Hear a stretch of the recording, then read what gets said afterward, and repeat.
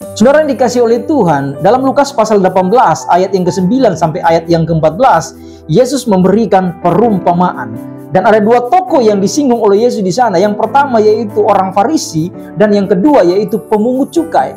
Nah, saudara, kalau kita melihat kedua orang ini sangat berbeda jauh. Yang pertama yaitu orang Farisi adalah orang yang religius, orang yang memiliki spiritual yang luar biasa. Kemudian saudara dikatakan pemungut cukai adalah seorang penagih pajak yang dibenci atau tidak disenangi oleh rakyat pada waktu itu karena harus menagih pajak. Bahkan pajak yang ditagih itu melebihi apa yang seharusnya ditagih.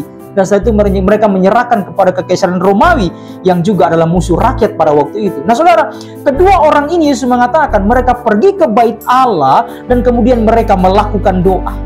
Orang Farisi ketika dia berdoa, ada 7 pokok doa yang disampaikan di sana.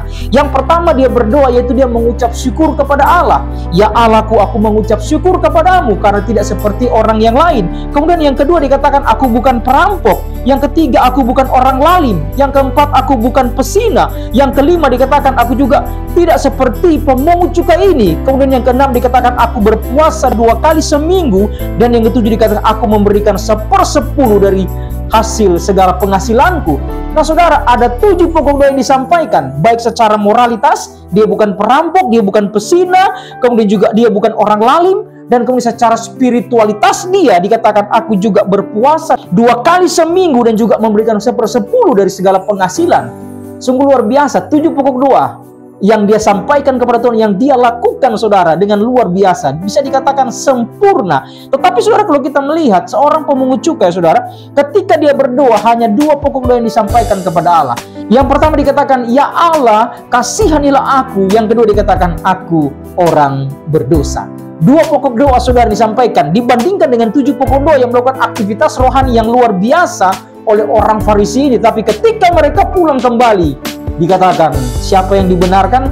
Pemungut cukai yang menyampaikan 2 pokok doa ini yang pulang dan dibenarkan oleh Tuhan, dan yang lainnya tidak. Ternyata saudara, aktivitas rohani kita tidak menjamin untuk kita dibenarkan oleh Tuhan.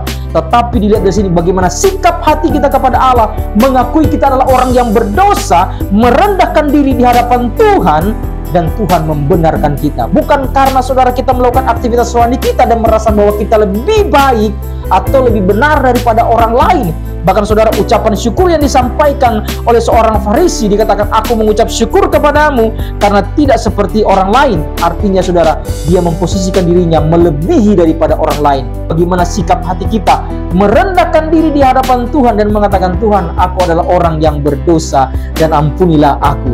Ini saudara yang diterima oleh Tuhan ketika kita merendahkan diri di hadapan Tuhan. Tuhan berkati kita semuanya.